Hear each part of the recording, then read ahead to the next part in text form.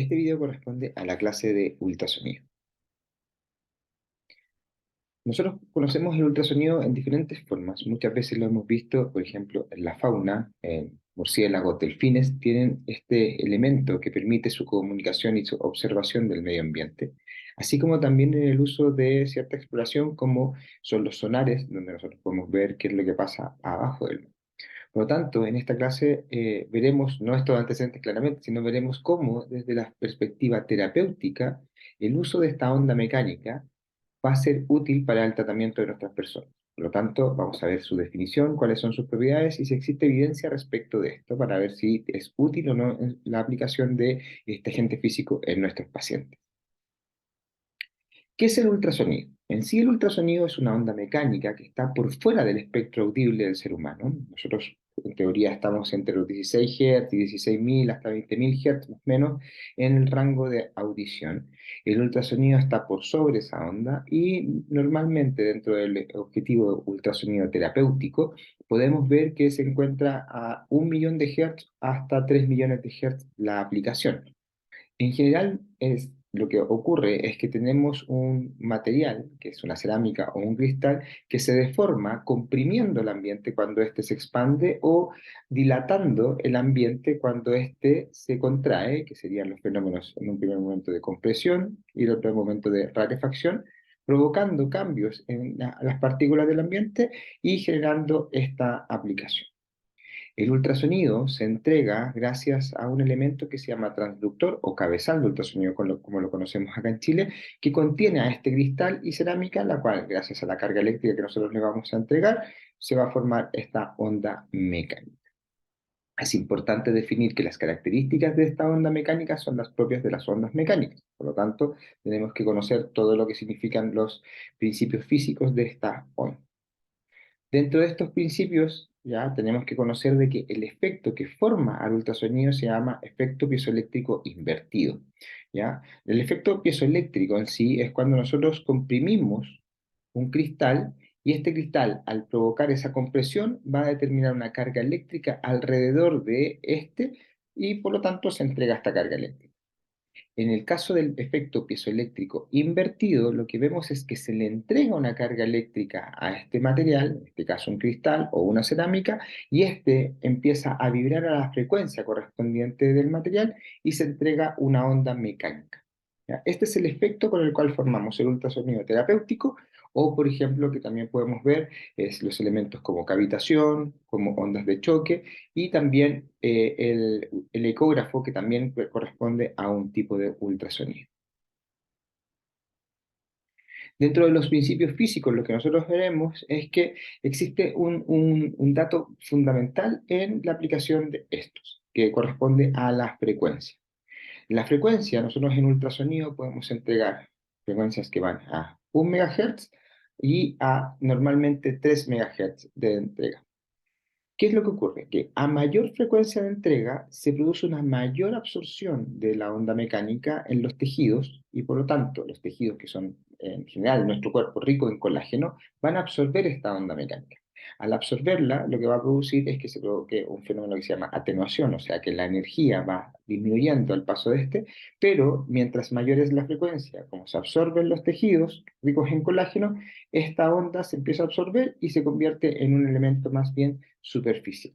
Por eso, nosotros vamos a definir que 1 MHz corresponde a la aplicación de ultrasonido profundo, que alcanza entre los 2 hasta los 5 o 6 centímetros de profundidad, y el ultrasonido tipo superficial corresponderá a 3 MHz, en donde más o menos la profundidad es entre 1 a 2 centímetros desde el contacto con la piel. Hay que tener atención en esto, ya que posiblemente nosotros entendemos que desde la física a mayor frecuencia va a tender a penetrar más, pero en este caso los tejidos vivos, que son los que contienen nuestro cuerpo, van a absorber esta onda mecánica y su comportamiento va a ser inverso a lo que ya conocemos.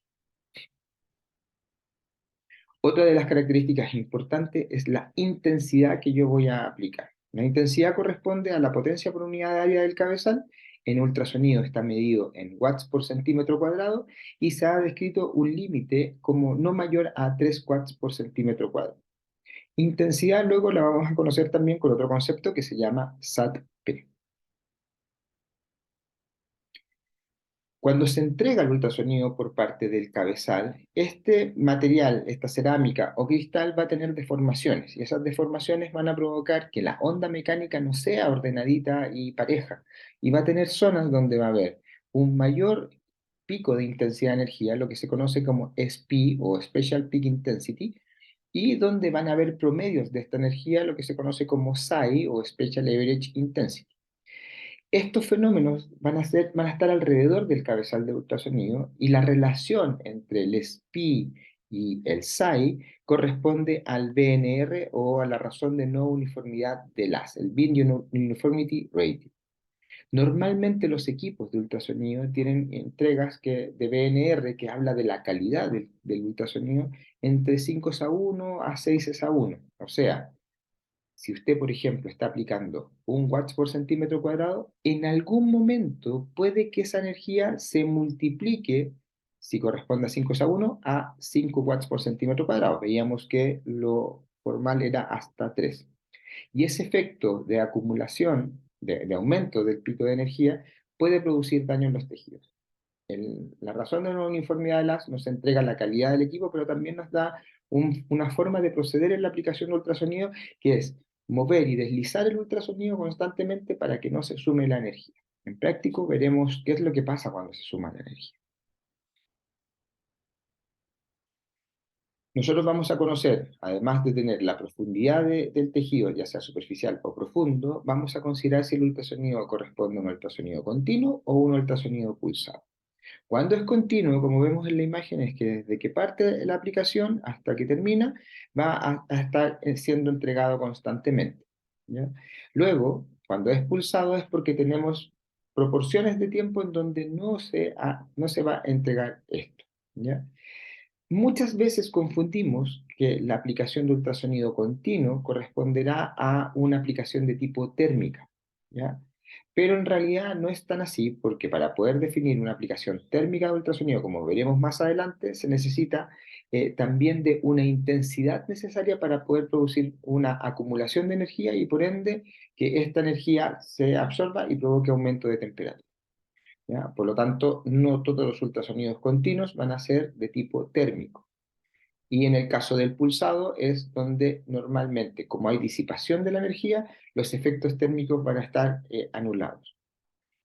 ¿Qué describe que el ultrasonido sea continuo pulsado? Un elemento que se llama duty cycle, ¿ya? O el ciclo efectivo, que también nosotros lo podemos conocer como factor de pulso y que será útil cuando veamos en el práctico la posibilidad de poder hacer el cálculo de la aplicación de ultrasonido. ¿Qué es lo que significa el duty cycle? Significa que es el tiempo en donde realmente se está haciendo la aplicación de ultrasonido. En palabras simples, es cuando está en on y cuando está en off. Normalmente está expresado en porcentaje, hablamos que los equipos nos entregan desde muchas veces un 5% de duty cycle hasta un 100% duty cycle. 100% correspondería a la aplicación de tipo continuo. ¿Ya? Como vemos en esta imagen, vemos dos formas, en este caso al 20% del duty cycle, donde se está entregando un tiempo, ¿ya? Correspondiente a 2 milisegundos por una frecuencia interna que tiene el ultrasonido, y 8 milisegundos de pausa. En el caso de 50% del duty cycle, se está entregando el 50% de aplicación, por lo tanto 5 milisegundos por 5 milisegundos de pausa. Por lo tanto, la capacidad de acumulación de energía, mientras mayor es el duty cycle, cercano al 100%, va a ser mayor.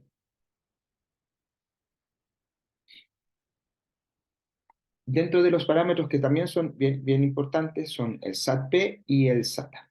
El SAT-P corresponde a la intensidad que yo le estoy entregando. Como la sigla es Special Average Temporal Peak Intensity, o sea, es el pic de intensidad que va a haber ya de entrega al paciente. Y el SATA corresponde a la relación que existe entre esta intensidad que yo estoy entregando más el duty cycle. Por lo tanto, es como una especie de proporción. En este caso sería una especie de promedio. Su sigla corresponde a Special Average Temporal Average Intensity, en donde lo que vemos es que, por ejemplo, con lo que aparece en la imagen, tenemos una intensidad o SAT-P de 1 watts por centímetro cuadrado y un duty cycle al 20%, significa que yo voy a tener un 20% de esta energía en promedio finalmente. Por lo tanto, el SATA corresponderá a 0,2 watts por centímetro cuadrado. Tanto SAT-P como Duty Cycle son modificables en el equipo. SATA es una relación que aparece entre las dos y por lo tanto en los equipos no va a estar presente la intervención. Cuando el duty cycle es continuo, o sea, es al 100%, vamos a tener que el SAT-P es igual al SATA, porque estamos multiplicando un watt, por ejemplo, en este caso, un watt por centímetro cuadrado al 100%, por lo tanto nos da 1 por 1, 1. Un punto fundamental es que cuando nosotros aplicamos ultrasonido, esta onda mecánica debe ser absorbida. Por lo tanto, este fenómeno de absorción va a ser fundamental para que tenga efectos el ultrasonido. Y este elemento lo toma algo que se llama el coeficiente de absorción. Desde la nomenclatura, normalmente el coeficiente de absorción para el ultrasonido tiene relación con la energía térmica, ¿ya? Porque como cualquier elemento que vibra va a aumentar su temperatura, se describe por este lado. Pero eso no implica que cuando tengamos un tipo de ultrasonido que vamos a definir próximamente como ultrasonido de tipo atérmico o mecánico, ¿ya? No significa que nosotros no estemos viendo también un fenómeno de absorción. Lo que pasa es que como está pausado, posiblemente la acumulación de energía va a ser menor y el aumento de temperatura no va a existir. En sí, ¿qué es lo que sabemos? Que a mayor concentración de colágeno va a haber una mayor absorción del ultrasonido, por lo tanto va a haber una mayor atenuación de esto. Y esto también se potencia cuando nosotros aumentamos la frecuencia de aplicación del ultrasonido. Vemos que a 1 MHz, comparado con 3 MHz, todos los tejidos que encontramos aquí van a tener una diferencia en coeficiente de absorción. Cuando están a 3 MHz se hacen más absorbentes de la energía mecánica, por lo tanto aumenta su capacidad de absorción, como claramente lo define, pero también, como ya describíamos, se hacen posiblemente más superficiales estos elementos. Recordemos que nosotros estamos llenos de tejido colágeno, por lo tanto, independiente de lo que hagamos, nosotros vamos a tener la piel, el tejido subcutáneo, la grasa, la fascia, el músculo, todos estos elementos contenidos en la aplicación de ultrasonido y por lo tanto, al estar ahí presentes, estos van a ir absorbiendo.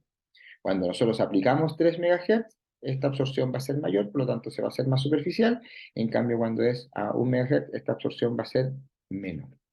Y eso lo podemos graficar en esta imagen donde determina, como lo plantea el libro de la señora Michelle Cameron, qué es lo que pasa con el coeficiente de absorción. En celeste vemos a 3 MHz, en donde hay un mayor coeficiente de absorción, por lo tanto, en la medición de este gráfico, que es la temperatura, en tejidos superficiales se produce un pic mayor de temperatura. En cambio, como el ultrasonido de 1 MHz tiene un menor coeficiente de absorción por parte de los mismos tejidos, el aumento a nivel superficial es menor, pero se produce una capacidad de poder penetrar más en los tejidos y por lo tanto llegar a producir efectos en tejidos más profundos. ¿Cuáles son los parámetros que nosotros vamos a relacionar normalmente con ultrasonido? Tenemos intensidad, que corresponde a este concepto llamado SAT-P, el duty cycle, que corresponde a la proporción de la energía, la frecuencia de entrega para determinar si el ultrasonido es superficial o profundo, y el tiempo de aplicación. El tiempo de aplicación se calcula en base a una fórmula que veremos en el práctico y que relaciona a esto que se llama duty cycle, que veíamos que también podía ser llamado factor de pulso para el cálculo de la onda. Respecto de intensidad o SAT-P, se ha descrito diferentes formas de medición de esta. Por ejemplo, una baja intensidad corresponde a menor a 0,5 watts por centímetro cuadrado de SAT-P. Mediana intensidad corresponde hasta más o menos 0,8 watts. Sobre 0,8 hasta 1,5 corresponde a alta intensidad y una muy alta intensidad corresponde a cuando hacemos aplicaciones sobre 1,5 watts por centímetro cuadrado. ¿Qué determina eso? Factores que vamos a ver más adelante. En sí lo que ocurre es que nosotros si pensamos, la primera capa de piel va a absorber una cantidad de energía. Por lo tanto, hay una fórmula que podría ser bastante específica para poder hacer el cálculo de intensidades, de cuánto es lo que yo quiero que llegue hacia el tejido que se encuentra en planos más profundos. Por lo tanto, esta fórmula nos describe que la intensidad final es igual a la intensidad elevada, intensidad inicial, perdón, elevada al factor inverso de la absorción por el espesor del tejido. Ya, la verdad que es bien complejo porque nosotros no sabemos cuánto es el grosor de cada capa como para poder tomar un dato tan específico en esto, ¿ya? Y por lo tanto, por ejemplo, si lo quisiéramos hacer súper prolijo, podríamos tener estos datos y ahí aplicarlo en la fórmula. Entonces, ¿qué es lo que hacemos? Ponemos la energía inicial, la multiplicamos con el coeficiente de absorción, por ejemplo, de la piel, ¿ya? En base a la frecuencia que nosotros estemos aplicando y por lo tanto al espesor de esta y cuánta energía se va a disipar y esto sería, va a aparecer una segunda intensidad, por lo tanto así sucesivamente para llegar a todas las capas. Tim Watson, que es un autor muy connotado que habla sobre la aplicación de ultrasonido, crea unas tablas en donde nos dice más o menos cuánto es la relación que existe cuando vamos penetrando en los tejidos. Por lo tanto, dice que cuando nosotros estamos aplicando un ultrasonido de 3 MHz, vemos que la unidad que aparece acá al lado corresponde al SAT-P en la columna de la izquierda y vemos qué es lo que pasa con las profundidades. Por lo tanto, si yo quisiera llegar con 1 watts por centímetro cuadrado a un tejido que se encuentra a medio centímetro de profundidad, yo en el equipo realmente lo que debería haber hecho es aumentar a 1,2 watts por centímetro cuadrado porque sé que por coeficiente de absorción si lo que yo quería era que llegara a 1 watt, se va a ir absorbiendo esta energía y por lo tanto necesitamos haber aplicado previamente más. Imaginemos que queremos llegar con el mismo watts por centímetro cuadrado con una frecuencia de 3 MHz a 4 centímetros de profundidad, necesitaremos de 2,6 watts por centímetro cuadrado. O sea, las primeras capas van a estar absorbiendo un montón de energía para que recién llegue 1 watts por centímetro cuadrado al plano. ¿Ya? Por lo tanto, con 3 MHz vemos que es más bien superficial. En cambio, cuando nosotros pensamos en qué es lo que ocurre cuando aplicamos 1 MHz para el mismo watts por centímetro cuadrado, en un plano, por ejemplo, de 4 centímetros de profundidad, en el equipo no tendríamos que colocar 2,6 como lo hicimos anteriormente en 3 MHz, sino que tendríamos que colocar solamente 2 watts por centímetro cuadrado y por lo tanto la disipación de la energía es menor porque hay un menor coeficiente de absorción. Este dato es importantísimo para el cálculo de energía que yo quiero aplicar en nuestros pacientes y por lo tanto estas tablas nos van a ser útiles, por ejemplo, en la toma de decisión y cuánto es lo que yo realmente voy a colocar en el equipo. Tim Watson, además, en base a esto, nos entrega un algoritmo de respuestas en base a lo que yo quiero. Si nosotros tenemos un tejido que está más bien a nivel superficial, 3 MHz. Si quiero un tejido que está más bien profundo, 1 MHz.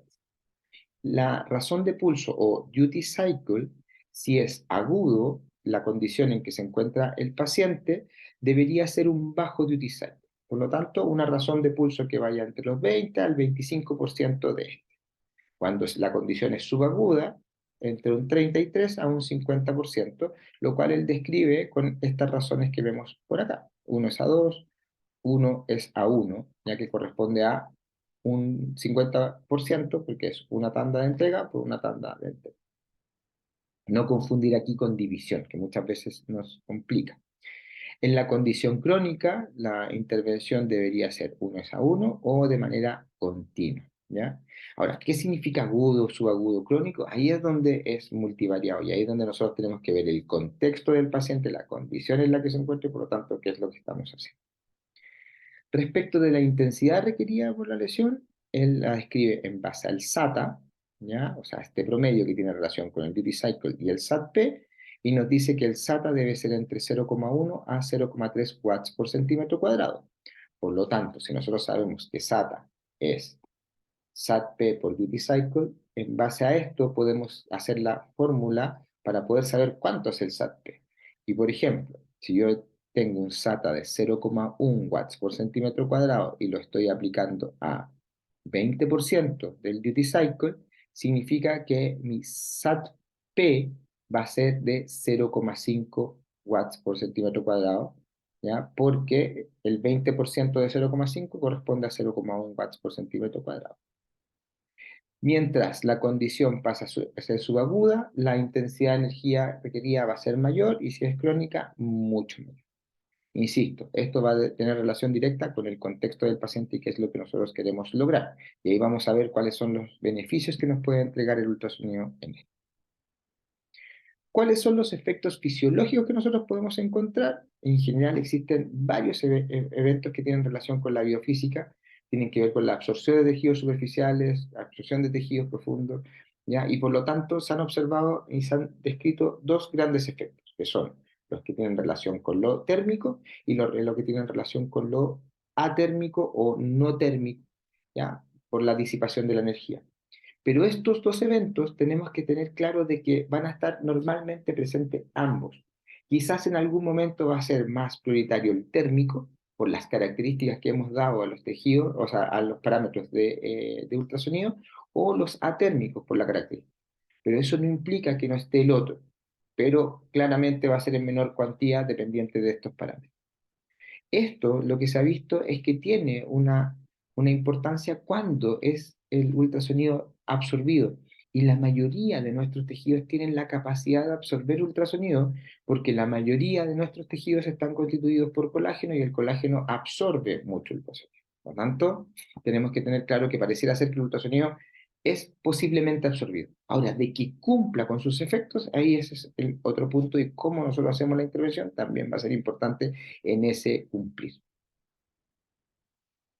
Dentro de los efectos, cuando se entrega una onda mecánica, el ambiente empieza a vibrar y se conoce un concepto como cavitación, en donde van a aparecer burbujas en el ambiente, producto de las fuerzas compresivas y dilatantes que va a tener la onda que veíamos al principio, y estas burbujas van a tender a estar en una condición de estable cuando se mantengan fijas sin reventar, y van a ser inestables cuando estas burbujas revientan. Normalmente estas burbujas son estables cuando los parámetros del ultrasonido se describen como parámetros de tipo terapéutico, ¿ya? O sea, donde los SATA, SAT-P y duty cycle, por ende, van a ser un parámetro que va a determinar un efecto terapéutico. Cuando está por fuera de lo terapéutico, posiblemente nosotros podemos encontrar una mayor energía y vamos a producir que estas burbujas revienten. Y al explotar estas burbujas, lo que va a ocurrir es el fenómeno de liberación de radicales libres, aumento de temperatura y aumento de presión en los tejidos que puede producir daño. Cuando la cavitación es estable, las partículas que van a estar vibrando alrededor de estas burbujas van a producir un efecto que se llama de microcorriente, o sea, de una pequeña electrificación alrededor del ambiente que va a producir algo que se define como corriente acústica, que es que va a empezar a señalizar a otras estructuras. En este caso, hablamos de células, las cuales van a poder producir sus efectos.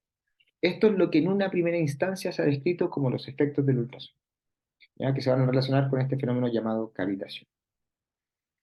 Esto en general lo que se ha visto es que tiene efectos terapéuticos. Partimos desde la física, de qué es lo que produce, ya cuáles son los efectos a nivel fisiológico, en donde vamos a encontrar una alteración del potencial de membrana celular, los cambios en el transporte de la misma y por lo tanto un montón de factores que van a ser propios de los efectos que nosotros queramos ver. Síntesis proteica potenciada, liberación de contenidos celulares, aumento de la permeabilidad vascular, angiogénesis, o sea, para que potencie una respuesta reparatoria y así otros elementos. Uno que es bastante controvertido es si realmente el ultrasonido es capaz de alinear el colágeno. Y ese es uno de los puntos que puede ser complejo en la definición de esto.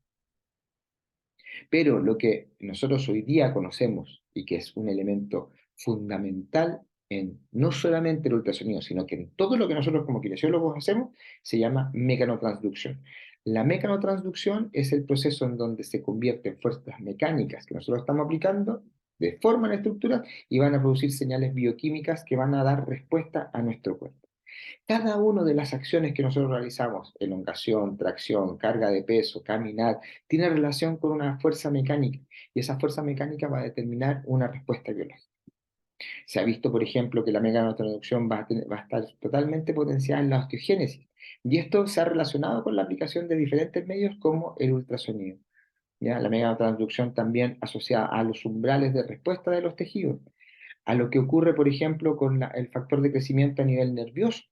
¿Ya? Y la aplicación de todos estos elementos, estamos hablando desde el ultrasonido, ¿ya? La aplicación de mediadores para poder crear la formación de integrinas en estos elementos. Entonces, estos puntos van a ser los que nosotros vamos a conversar en las siguientes diapositivas. Esta publicación es bastante interesante porque nos habla de qué es lo que produce a nivel de de la megatransducción, los fenómenos asociados a nuestra respuesta biológica, desde todos los conceptos desde la terapia. ¿Ya? Por lo tanto, desde esta línea vamos a hablar del ultrasonido. ¿Y qué nos muestra? Nos dice que toda fuerza mecánica o todo estímulo mecánico va a producir fuerzas de tensión a nivel tisular, que van a forzar a las células también, o van a producir fuerzas a nivel de las células para tener una respuesta a nivel molecular. Estas fuerzas pueden ser compresivas, de movimiento, de cizalla, de rotación, van a depender de cómo se entregan. ¿Qué es lo que ocurre? Que cuando nosotros estas fuerzas celulares van a responder, se va a producir un reordenamiento del citoesqueleto que va a estar influenciado por las capacidades mecánicas o las propiedades mecánicas que tiene la célula.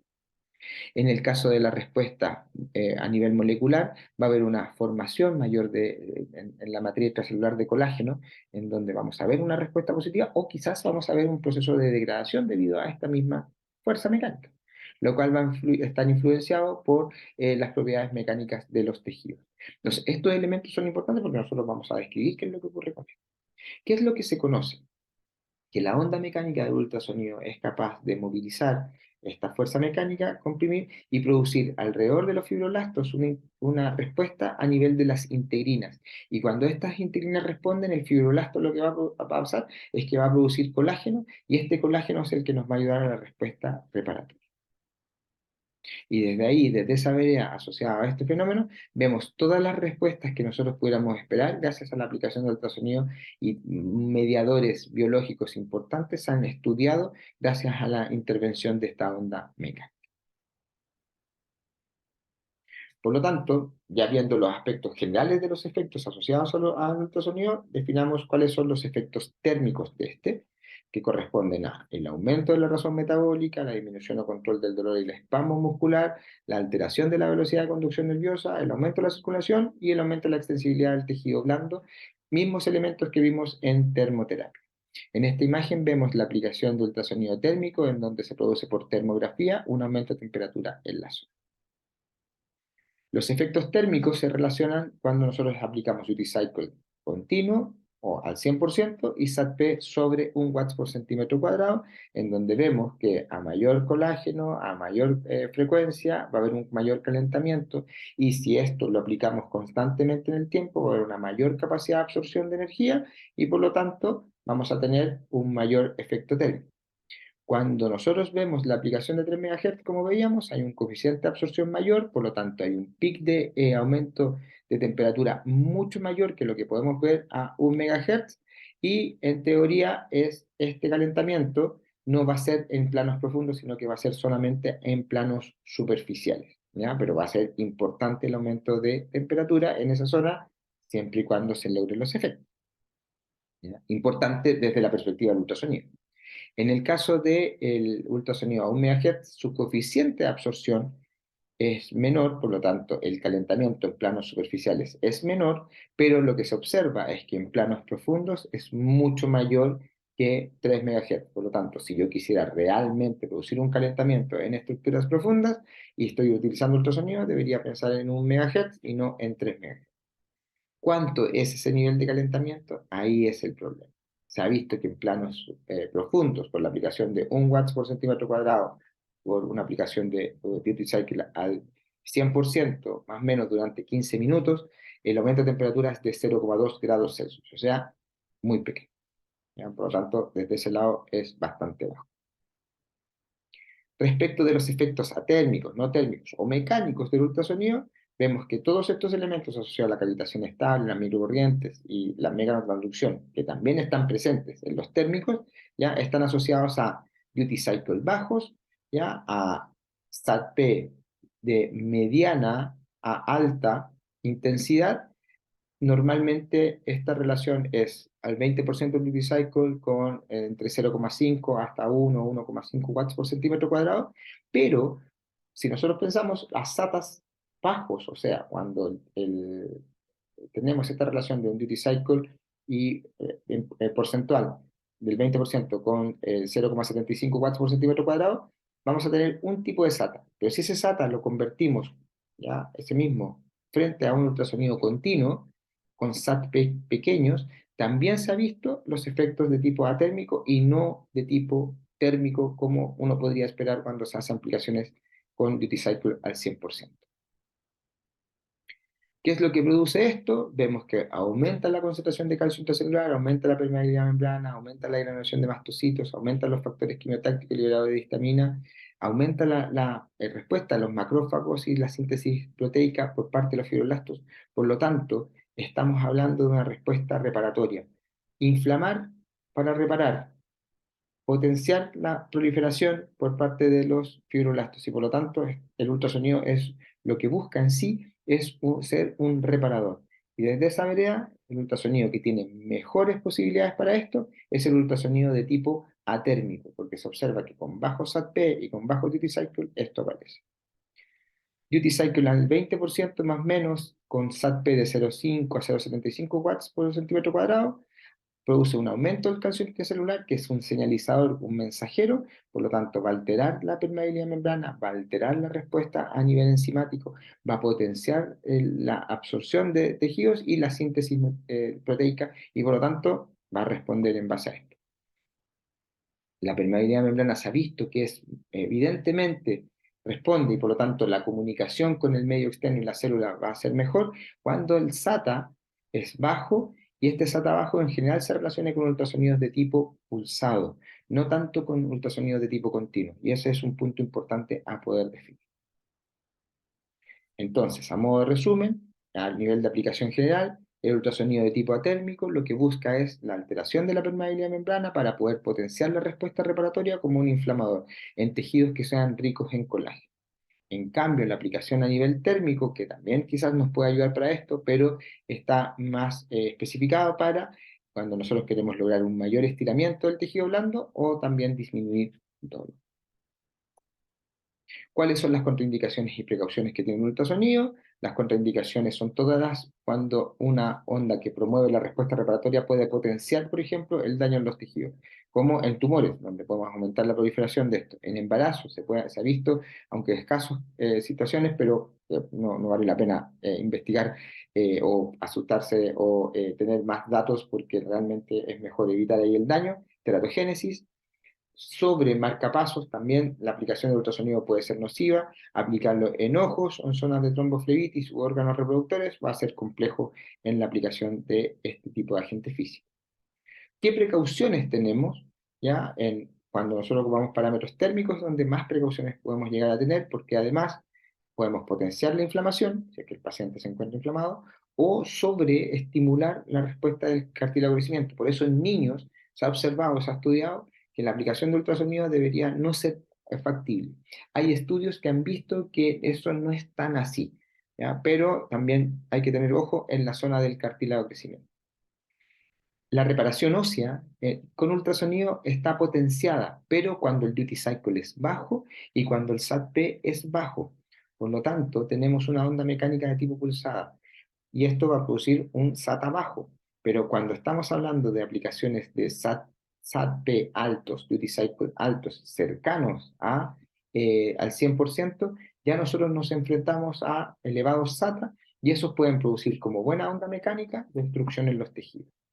También se ha visto que en intervenciones cicatriciales en pacientes que han hecho implantes mamarios, se ha provocado destrucción de estos implantes y por lo tanto también se corresponde a una contraindicación pasarlo, o sea, una precaución, perdón, pasarlo en la zona donde está el implante, aunque hoy día la intervención normalmente es por debajo del pectoral y por lo tanto desde ese lado no habría una cercanía mayor hacia los implantes.